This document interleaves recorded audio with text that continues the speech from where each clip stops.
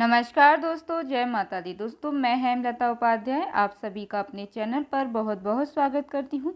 दोस्तों, आज हम सुनेंगे विजया एकादशी व्रत कथा। पद्म पुराण के अनुसार स्वयं श्री ब्रह्मा जी ने देवर्षि नारद जी को उपदेश देते हुए कहा था कि एकादशी महान पुण्य देने वाली होती है। कहा जाता है कि जो मनुष्य विजया एकादशी का व्रत रखता है उसके पितर और पूर्वज की योनि को त्याग कर स्वर्ग लोक जाते हैं।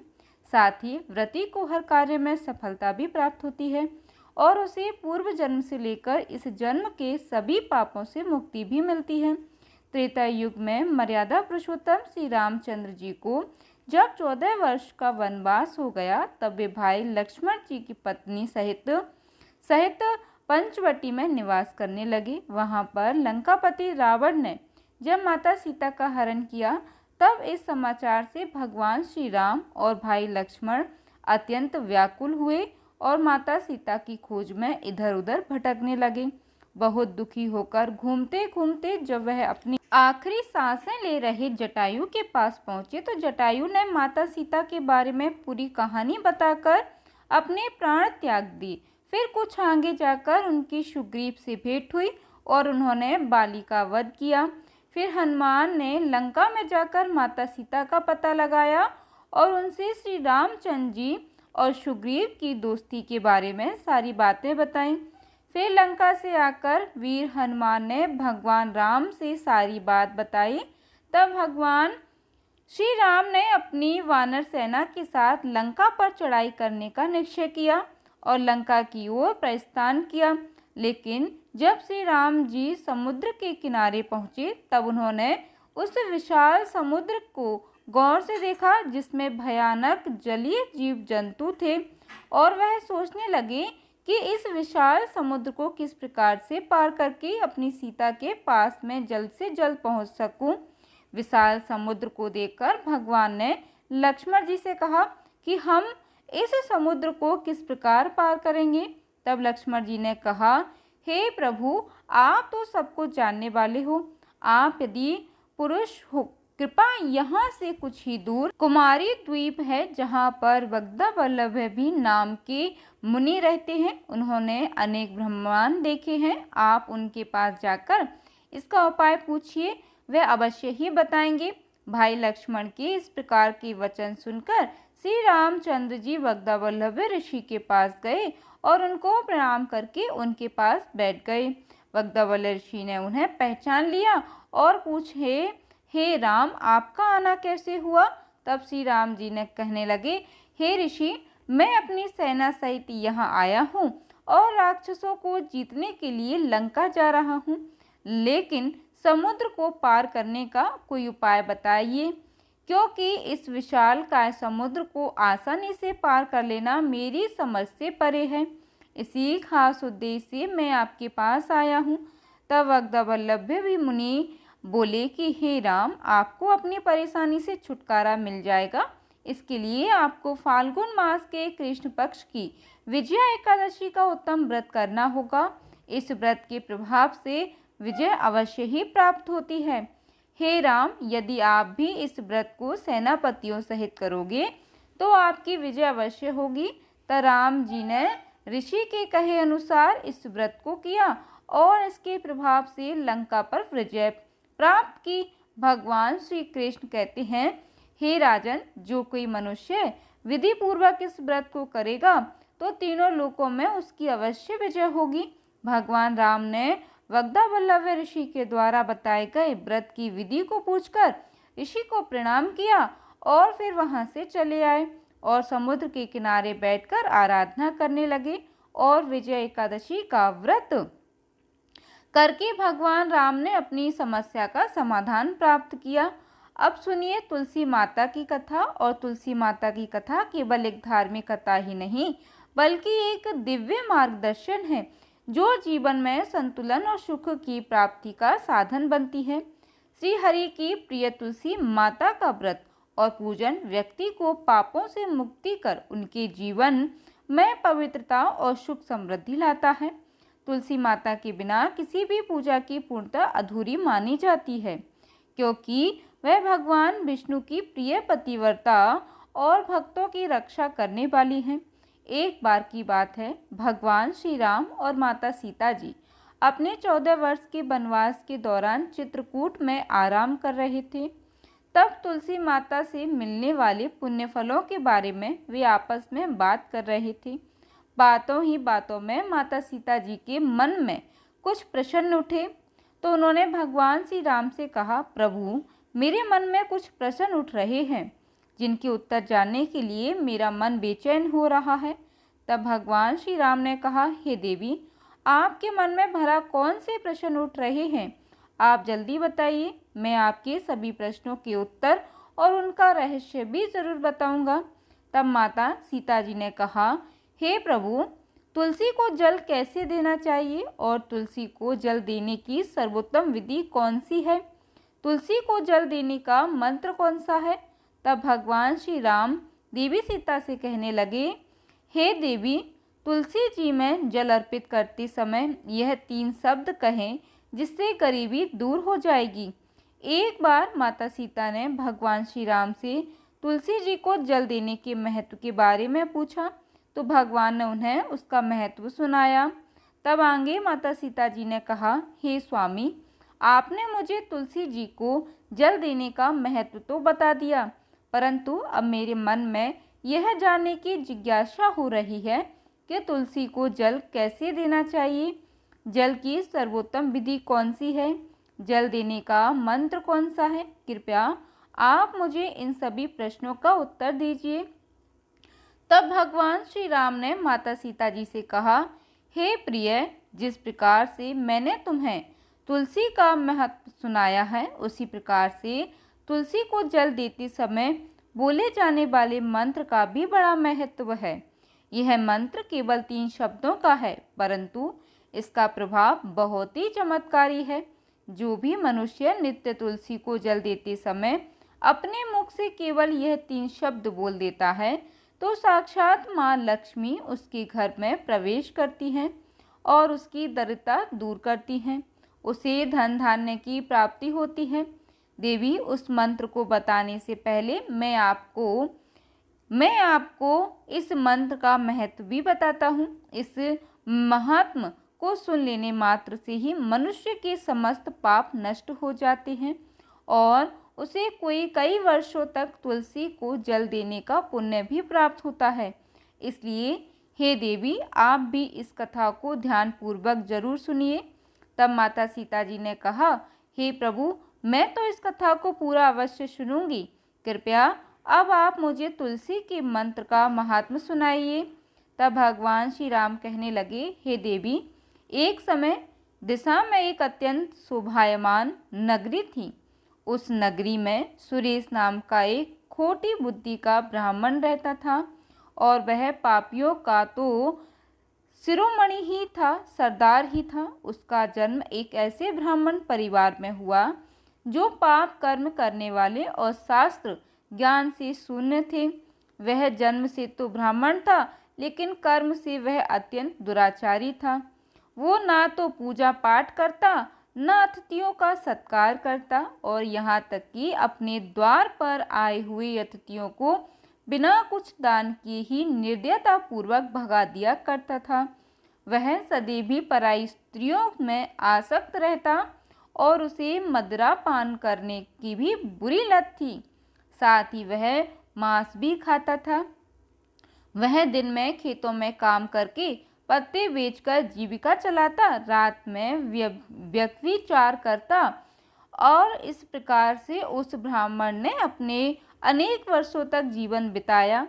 फिर एक दिन वह दुर्बुद्धि बेचैन के लिए पत्ते इकट्ठे करने के लिए एक ऋषि के आश्रम के आसपास घूमने लगा और वहां लगे हुए पेड़ों से पत्ते तोड़ने लगा। तो वहीं पर एक काल रूपधारी काले भयानक सर्प ने उस ब्राह्मण को काट लिया और उसी समय उसकी मृत्यु हो गई।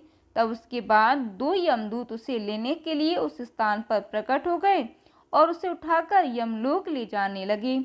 मार्ग में वह यमदूतों के सामने बहुत करुण विलाप करने लगा और बोला, हे दूतों, मुझे कहाँ लेकर जा रहे हो? मुझे छोड़ दो। लेकिन यमदूत उसे यह कहकर घसीटते हुए ले जा रहे थे कि अरे दुष्ट ब्राह्मण, तेरे पाप कर्मों के कारण तुझे सांप ने डस लिया है। अब तो यमराज जी तुझे अवश्य घोर नरक में डाल देंगे। फिर यम के दूत उस ब्राह्मण को लेकर यमलोक पहुंच गए और यमराज जी के सामने खड़े हो गए। तब चित्रगुप्त महाराज जी उस ब्राह्मण को लेखा जोखा निकालकर यमराज जी से कहने लगे, हे धर्मराज, इस ब्राह्मण ने बचपन से लेकर मृत्यु तक पाप ही पाप किए हैं। अपने पूरे जीवन में तो इसने कोई पुण्य का काम ही नहीं किया।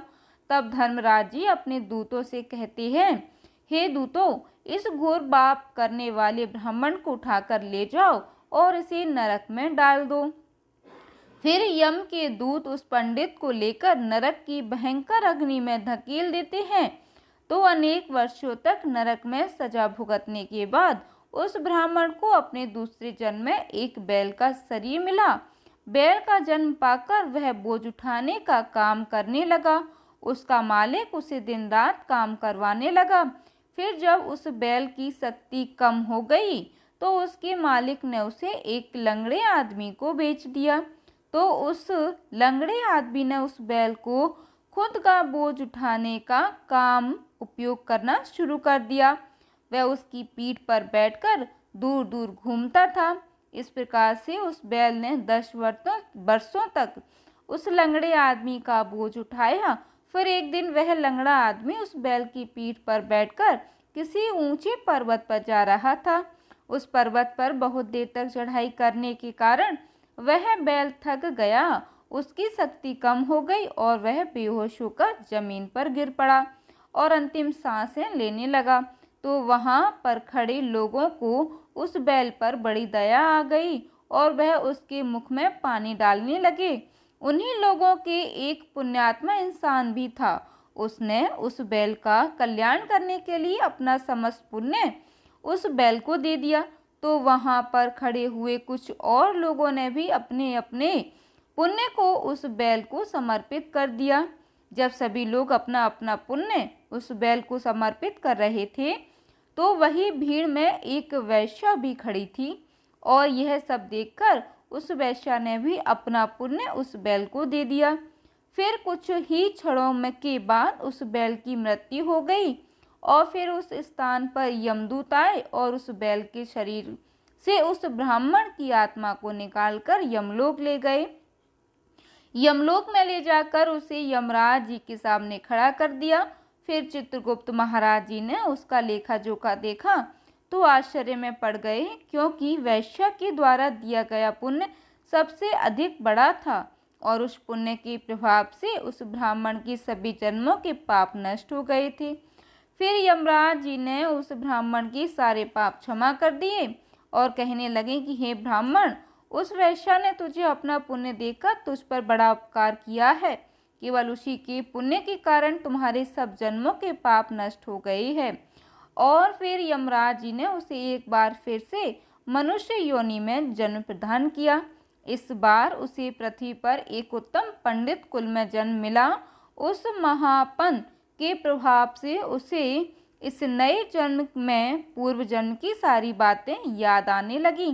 तो वह ब्राह्मण खड़ा हो गया और उसे याद आया कि पिछले जन्म में जब वह बैल था तो एक वैश्य ने मुझे अपने पुण्य दिए थे और उसके मन में उस वैश्य के बारे में जानने की इच्छा हो गई और उस महापन्न के बारे में जानने के लिए वह उस वैश्य का पता लगाने के लिए ढूंढता हुआ उस नगर में चला गया। तो वह वैश्य अब तक बूढ़ी हो गई थी। फिर जब उसे ढूंढने पर वह वैश्य मिल गई तो वह उसके सामने जाकर उसे बार बार प्रणाम करने लगा और उसका धन्यवाद करने लगा। तब वैश्या कहने लगी, हे ब्राह्मण, आप कौन हैं और किस कारण आप मुझे वैश्य को धन्यवाद कर रहे हैं? मैंने आपका कौन सा कार्य किया है कि आप मुझे बार बार धन्यवाद दे रहे हैं? तो वह ब्राह्मण कहने लगा, हे माता, मैं वही बैल हूँ जिसे तुमने अपना पुण्य दे डाला था।